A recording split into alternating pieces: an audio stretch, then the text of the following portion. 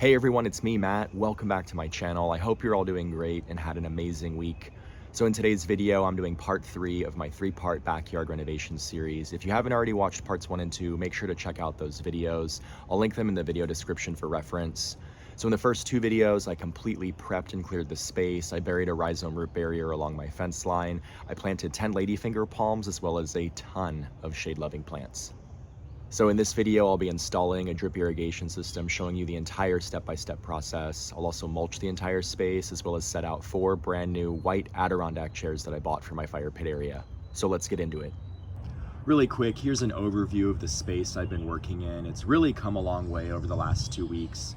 I did get a comment on last week's video asking how big this space is and how many plants I planted. In total, this area is a little over 450 square feet. It's about 29 feet by 16 feet, and I've got a total of 51 plants in this space. So far, everything is doing well, including the Hawaiian tea plants I propagated from cuttings in last week's video. I will say that one of my ladyfinger palms that I transplanted from my friend's backyard is struggling. You can see its foliage turn brown. It's probably in shock. I'm gonna give it a few more weeks to see if it pushes some new growth. If it doesn't, I'll see if I can dig up a replacement from my friend's yard. So jumping right into the installation of my drip irrigation system, these are all the parts I'll be using today. I'll go into a little more detail on all the pieces as I use them for this project. I know the installation of a drip irrigation system might sound intimidating to some of you, but I promise it's really easy and totally something that you can do in your own garden. I'll be sure to link all the irrigation products I used today in the description of this video for reference. So the first thing I'm going to do is unroll this 100-foot coil of 1/2-inch black rainbird tubing and let it sit in the sun. The heat from the sun will help the tubing relax and make it easier to work with later on in the video. Next, I'm going to install this brass 2-way connector to my hose faucet. I always recommend attaching one of these to your hose faucet so you can attach your timer and drip system on one side and then attach your garden hose on the other. That way you still have access to a hose if needed. The brass 2-way connector is really easy to install. Just wrap the threads on the faucet with some thread seal tape. This tape actually came with the 2-way connector that I bought off Amazon. The thread tape helps ensure there's a watertight seal. I'm actually going to use this thread seal tape on all the threaded connections with this irrigation system set up. Next, I'm going to attach this backflow preventer to this 25 psi pressure regulator. The backflow preventer helps protect the water supply from contamination, preventing water from flowing back into the main water supply. And the 25 psi pressure regulator ensures the water pressure coming from your faucet is regulated, preventing damage to the tubing, fittings, and emitters. If the pressure is too high, the tubing and fittings could fail and the emitters could pop off. After that, I'm going to screw on this 1/2-inch tubing adapter. This piece allows me to attach the 1/2-inch black tubing to the faucet and timer. You really need to make sure to push it together really good to ensure a tight connection. Next, I'm going to attach the backflow preventer, pressure regulator, and tubing to my timer. I suggest attaching the tubing setup and timer together first, and then attaching the timer to the faucet. If you attach the timer to the faucet first and then try to screw on the tubing setup, it's going to be really difficult to twist on with 100 feet of tubing in tow. So this timer is set up for 2 irrigation zones, but Gilmour also sells a timer with 1 zone. If you wanted to set up a second drip irrigation zone, you just need to repeat the same process, attaching a backflow preventer, pressure regulator, tubing adapter, and tubing on the other side of the timer. Now that the timer and tubing are connected to the faucet, I'll run the tubing out to my back garden area. I dug a small trench to bury the black pipe along the side of my house.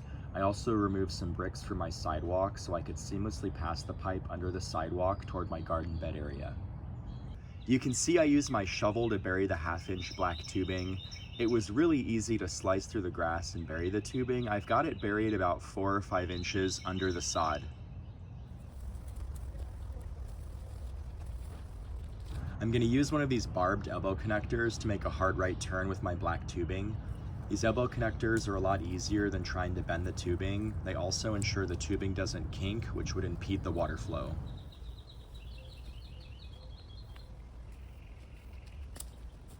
There we go, the tubing's been all rolled out. I used another elbow connector so I could turn the tubing over toward this garden bed. So next I'm going to cut the tubing, removing the excess, and I'm going to attach a flush cap at the end.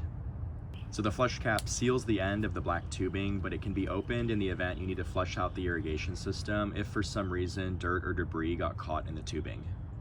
Now I'm ready to install my emitters and drip tubing. So I've got these 2-gallon-per-hour emitters, and then I've got this 1/4-inch spaghetti tubing with 0.8-gallon-per-hour emitters every 6 inches.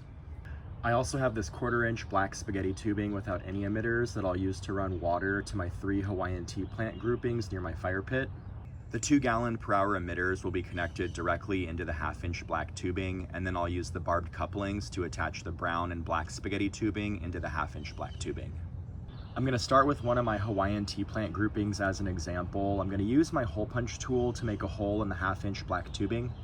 Then I'll use my installation hand tool to insert one of my 1/4-inch barbed couplings and attach my black spaghetti tubing. I'll run the black tubing over to my tea plant grouping and attach the brown drip tubing with another barbed coupling. I'll coil it around the plants so there's about 2.5 feet of drip tubing around each plant grouping, and then I'll cut and seal the end of the tubing with a plug. So now that the first tea plant grouping is done, let me quickly do the other 2.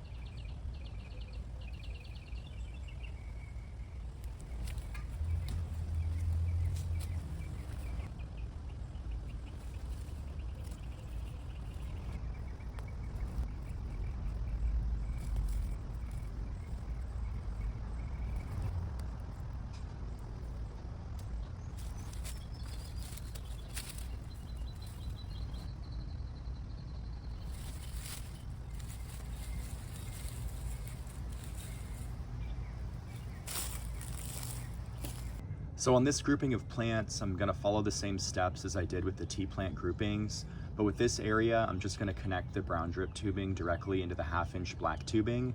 I'll then coil the drip tubing around the plants, and then I'll cut and seal the end of the tubing with a plug.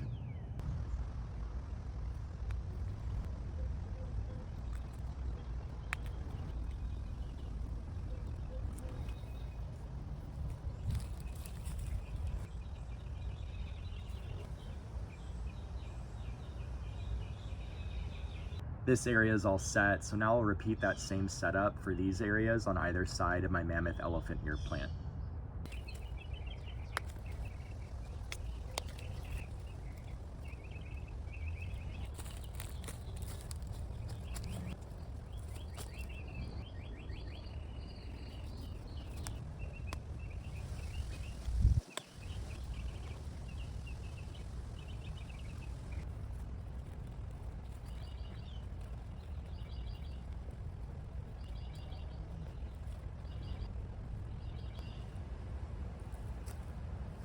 All right, these areas are good to go. So the last plants that need to be hooked up are my ladyfinger palms along the fence line. For these plants, I'm just gonna insert the 2-gallon-per-hour emitters directly into the 1/2-inch black tubing, and I'll put one emitter at the base of each of the palm trees.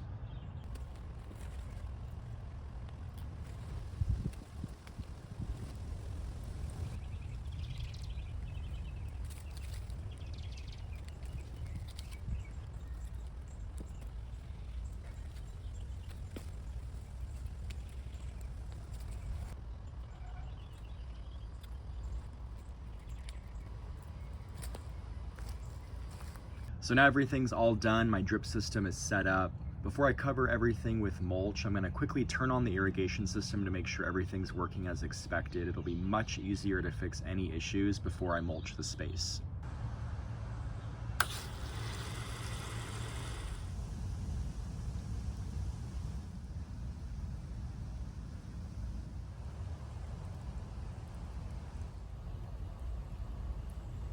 Everything looks like it's running as expected. I checked all the planting areas and I see water coming out of the emitters. The system is good to go, so now I can mulch the entire space. Really quick before I mulch the area, I wanted to give you a tutorial on how to program the timer. So for this dual zone timer, you select L or R in the upper left corner for the left or right side. I'm hooked up to the right side, so I've selected R. Then you use this dial to set the clock, set the start time, set how long you want the system to run and for how often. To turn on the system, you turn the dial to run, and to turn it off, you turn the dial to off. This timer allows you to run the water anywhere from 1 to 360 minutes, and you can run the system as often as every 6 hours, every 12 hours, every day, every 2 days, 3 days, all the way up to once a week. So I've set the system to run at 4 a.m. every other day for 15 minutes. This should be good, but I'll keep an eye on it, and if I want to make any changes to that schedule, I just rotate the dial to the setting I want to change, and then I use the plus and minus buttons in the upper right corner to reprogram the timer. Again, I'll be sure to link the timer and all the products I used in my drip irrigation system setup in the video description for reference. Okay, on to mulching. So I've got 38 bags of pine bark mini nuggets. This is my favorite mulch. It doesn't float away in the rain and it keeps its color for a really long time. I picked this mulch up at Home Depot for a little less than $4 a bag. There's 2 cubic feet of mulch in each bag, and I want to cover the area in about a 2-inch layer. Each bag will cover about 12 square feet, so I should have enough to cover this entire space. Like I said earlier, it's a little over 450 square feet. So before I put the mulch down, I laid the cardboard boxes for my new Adirondak chairs over some of the bare soil.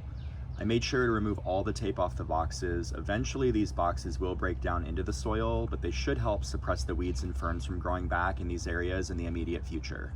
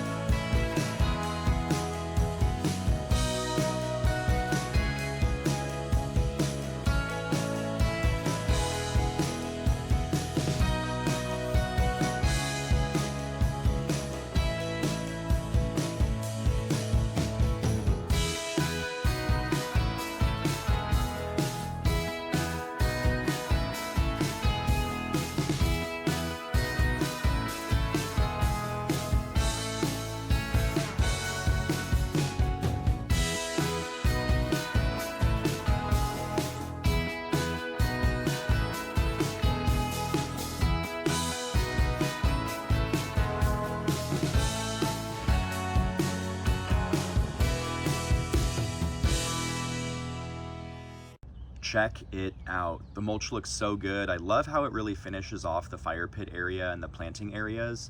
It's so fresh and clean looking. It's amazing how mulch can really transform a space. I also went in and added a nice layer of rocks inside my fire pit. It really gives it a clean look. I'm so happy with how this turned out. So all that's left now is to place my 4 new Adirondak chairs. So here's my new chairs. Don't they look great? I really love them. They didn't come assembled. I had to put them together, but it wasn't terrible. It took about 20 minutes per chair. The first one took the longest, but I was quicker with the other 3 chairs. I did buy these from Amazon. They're made out of a composite poly material, so they're all weather, waterproof, and UV resistant. They're really low maintenance. They won't crack, peel, chip, or rot.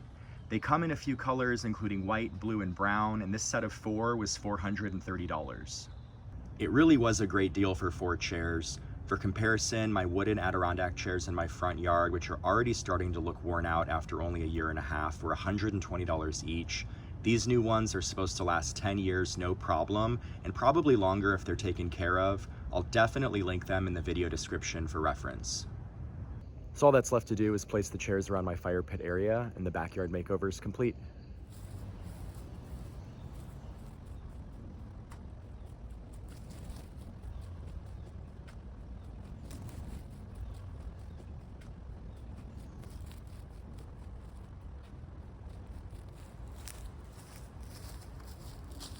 I absolutely love how this space turned out. It really has completely transformed.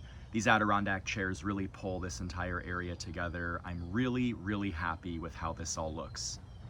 Looking at the planting areas one more time, this really turned into such a cool shade garden. I'm so thrilled with this backyard makeover project. I really love the view looking back towards the Adirondak chairs and fire pit area. I can't believe this used to be a sea of overgrown weeds and ferns. My backyard has been completely transformed. For reference, here's what it looked like only a few weeks ago. It's seriously come such a long way. It's definitely already too hot for a fire in the fire pit, but this will still be a great place to entertain this summer. So that's gonna do it for today. My backyard makeover is finished. I hope you enjoyed this video, and I hope I've inspired you to tackle a backyard renovation project of your own. Remember to hit those like and subscribe buttons so you can hang out with me in future videos. I hope you have a great rest of your day, and I'll see you in the next one.